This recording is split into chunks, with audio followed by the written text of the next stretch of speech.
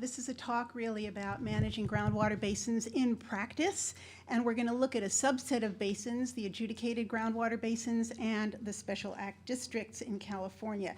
This was a project done for the Water Board as well as for ourselves, and the reason that we're looking at these interesting basins is that SGMA exempts all prior adjudicated basins with just some minor reporting requirements. And under SGMA, Special Act districts have the option to be the GSA within their service area boundaries. So not much had been done as a follow-up for adjudicated basins for quite a long time. The last real detail of about 6 or 7 basins was in the 1990s. And so we were quite interested, as was the Water Board. We actually sort of accepted the SGMA, the Special Act District part, and that's become really quite interesting. And we have done a report on the adjudicated basins and about to finish the report on the Special Act districts. So just to put everyone on the same page, what is a groundwater adjudication? And notice that I've emphasized in theory. So the court evaluates the claims of all users in a basin who have come to court because there's a problem in the basin and they want to figure out who essentially is going to have to fix it and pay to fix it.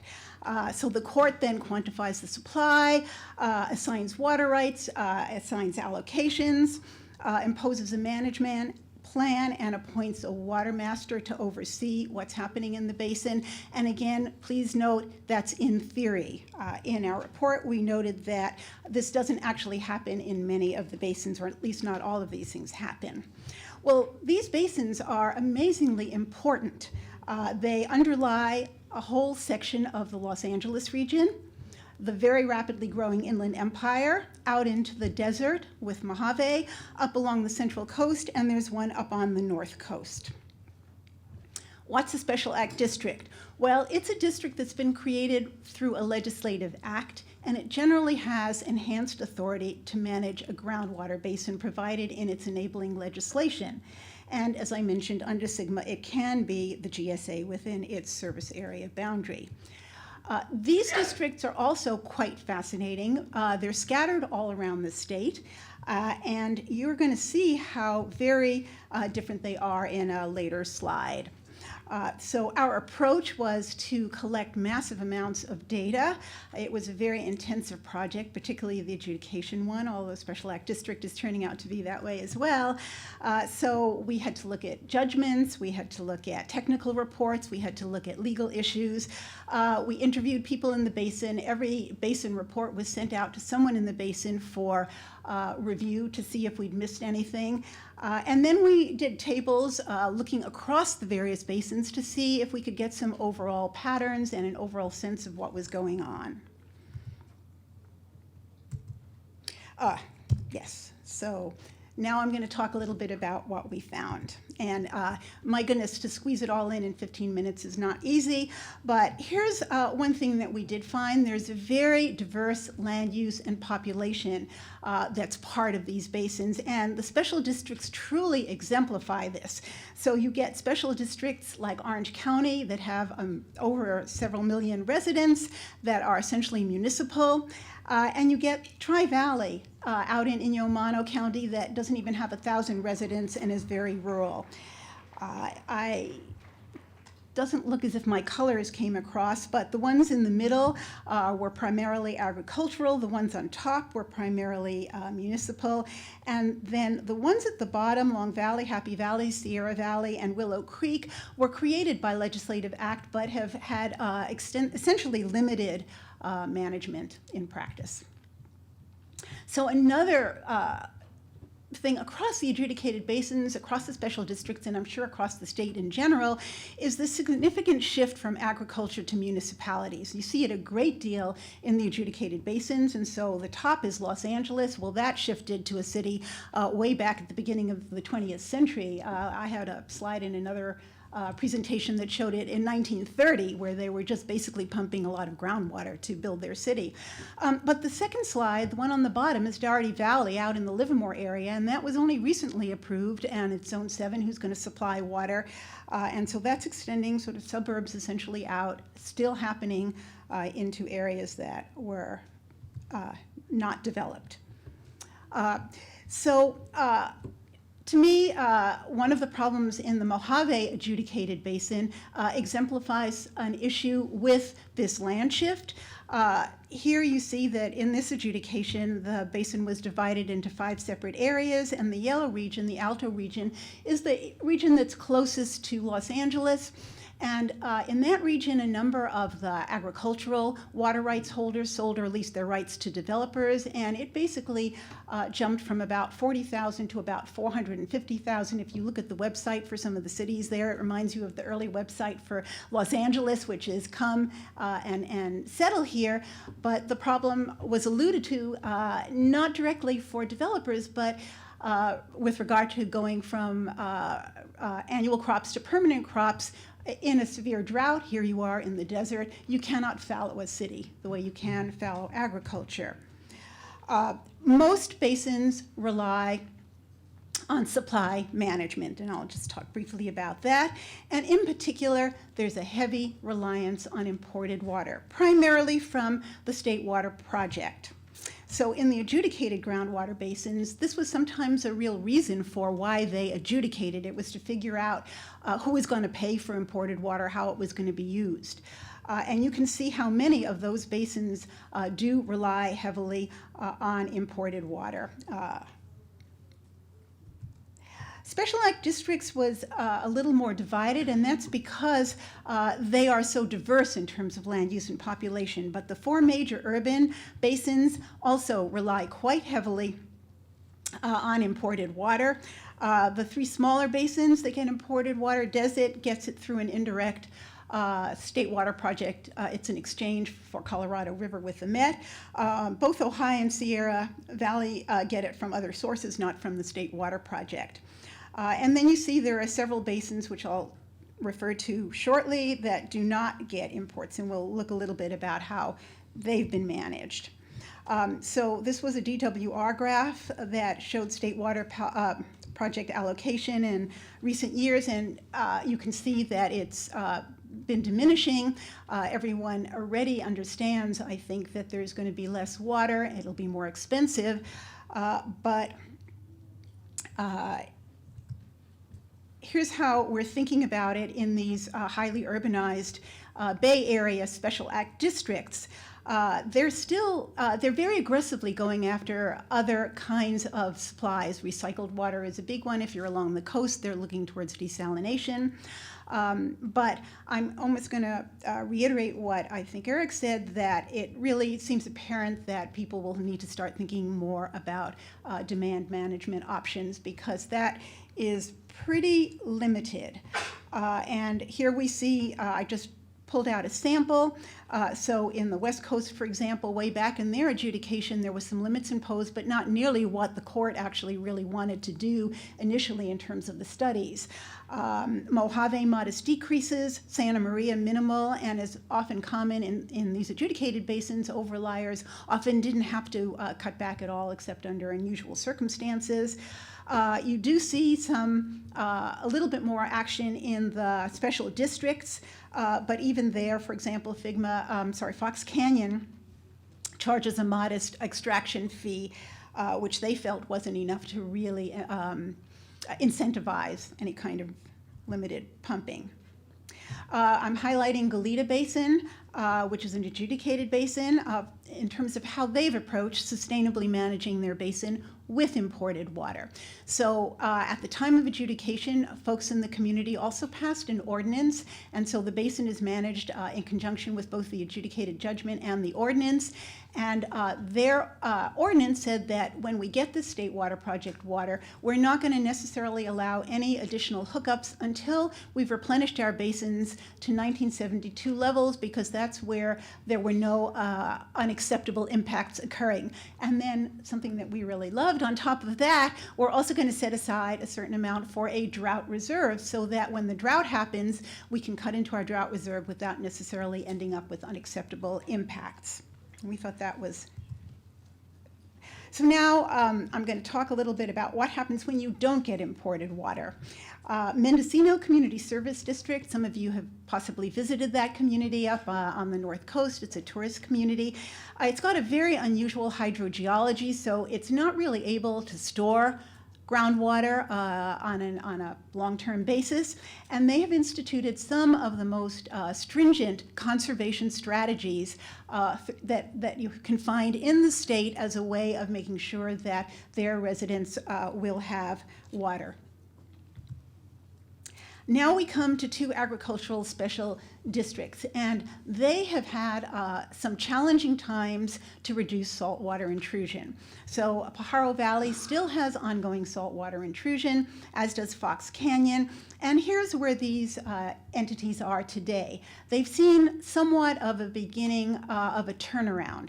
So Fox Canyon, the person I spoke with, who will remain unnamed, said that they were very excited about SGMA because this was going to provide an opportunity now for them to do something they wanted to do for quite a long time, and they've had some community opposition to do this, and now they'll be able to, they feel, put together a good plan. And even more importantly, they said the combination of SGMA and the drought has brought the community together in a way that hadn't happened before. In Pajaro, they had to overcome some legal challenges, and they have a new basin management plan and have instituted some innovative strategies that they hope will bring them towards a place where their saltwater intrusion will stop. I see these special districts as having this golden opportunity to show how you can sustainably manage a basin without imported water, given that we're going to have less of it. Accumulated overdraft is rarely addressed. This is where you get historical overdraft. A basin has been pumped for a long time. You stabilize the levels, but you ignore that reduced storage. Controlled overdraft is where you deliberately pump out water, use it, and say, we're eventually going to replenish this, but we need the water now, and we hope that will work. Los Angeles exemplifies this. They were about 800,000 acre-feet in overdraft when it was adjudicated. They had salt water coming in. They managed to stop that through a variety of practices, but in particular these injection wells, so they set up a freshwater barrier. Well, today they still have 600,000 acre-feet of overdraft, and they're not so sure that they're going to be able to address that. And in fact, they're still very focused on supply management.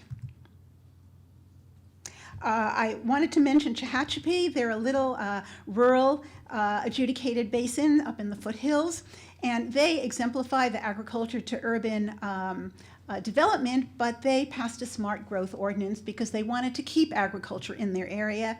And they do have accumulated overdraft, and what they recently did was require cities to bank a 5-year supply over a 10-year period so that their overdraft would not be worse during a drought. Okay, I did put this together. It's kind of a fun slide to look at very broadly, but it's so much more complicated than this. Really, what you have to take away from it is that a lot of basins still have decreasing groundwater levels. Some have increasing groundwater levels, like the municipal districts in the Bay Area and Orange County, but it does come with this heavy usage of imported water. And even though they're trying, there's still, it's still a caveat there. There were some places that we didn't know. We just were beginning to get information about what was happening during the drought. We sort of threw that in where we knew that. Adjudicated basins were not as well off. And that brings me to my last slide, which is if I had to compare these two approaches, I would say that adjudication is primarily about the needs and interests of the parties that go to court. And that's what the court is about. We're going to resolve the conflict between these parties. So it's not about sustainable management of the basin. Sometimes that happens, but it's not necessarily the intent of the adjudication. Special Act district goals are better aligned with SGMA goals for the most part. When the basins were formed through a legislative act, sustainable was never in that legislation. That was a while ago, but overall management often was. the future, we're very curious about what kinds of strategies lead to more sustainable basin and communities during extreme droughts. Our adjudicated report is available online on the Water Board website. Thank you.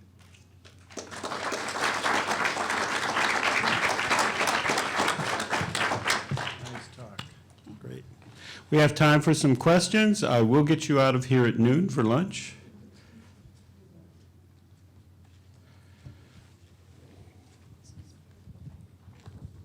Hey there, Ruth. Thank you for your talk. I'm wondering how you determined if the groundwater levels were decreasing or increasing. It looked like a lot of them were inconclusive, or you didn't know. And I'm wondering the implications of the State Water Board 20 years from now. We're like, we still don't know. Was it because they're not recording? That's not what adjudications are there for, or it's too hard to determine from the results that you were seeing? That's a great question. And actually, we are in the process of still kind of grappling. The graduate student who's working with me on special districts has sent me long emails saying he's not sure he likes my categories and so on and so forth, because that is, what interval are you taking? Basins often have sub-basins. Some are rising, some are falling. We originally had a fluctuating category in there, and it was like, what do you mean fluctuating? Every basin fluctuates.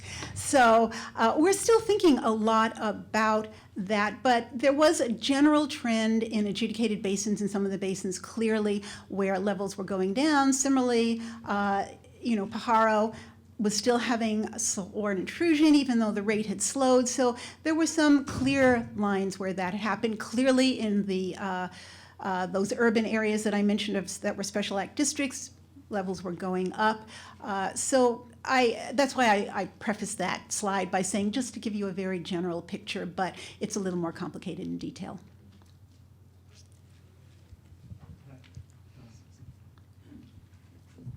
Between the two type of districts, what was the satisfaction level of the parties involved in making the decisions about water use? Well, it's a different story in adjudicated basins and in special act districts, because in special act districts, what you have is an agency that's managing the district, and then you have the community. And sometimes, sometimes there might be conflicts. For example, I think that was definitely a problem in Pajaro and in Fox Canyon, probably less so in those big urban areas that they elect their people and they manage their basin. In adjudicated basins, they often went back to court. I mean, it started as a litigious quarrel, and sometimes the adjudication did not resolve some of the issues that were still problematic. So you didn't always have complete satisfaction. In some basins, people came together. Tehachapi sounded pretty good, although he did say, well, now we're requiring this 5-year supply, and some of those folks aren't doing it, and the deadline is coming up. So it's yeah. But I would say more conflict, I think, in the adjudicated basins. It starts that way. It seems to end that way as well. Yeah. Great. Last question? Yes. When I was researching special act districts Please wait for the mic. Please wait for the mic. Thank you. We're recording it, so thank you. Thank you. When I was researching special act districts a couple of years ago, I found that a lot of the rural ones, small ones that you listed at the bottom of your slide, especially in Lassen County, as far as I could find, existed on paper only. Has the implementation of SGMA, have they reactivated, or are they still just paper districts? Okay. Well, I do really love that, because I have left so many messages for Lassen County and so many phone calls. And just yesterday, someone called me back and said they would look into it because there was very limited online presence. And even trying to get a hold of, I'd see the list of people from a 2000 report, and I'd try to find them online, and I'd leave messages. But as far as we can tell, Willow Creek and Honey Lake, which actually was put into a legislative act with Honey Lake and Long Valley, that Willow Creek and Long Valley never actually did anything after they were formed. Sierra Valley is the only one that seems really interesting. I mean, they were all nervous about Nevada. That was a big deal for them. Sierra Valley has some fairly big agricultural folks there, and so they actually they have a website and they're doing some management. But we're trying to really get that polished because there is such limited information on those districts, and that's what I have said when I've left my messages, saying, you know, we'd really like to get at least an understanding. But one person did say, well, we're very rural up here, and I have no idea whether they'd even let us, you know what's going on in their groundwater well. So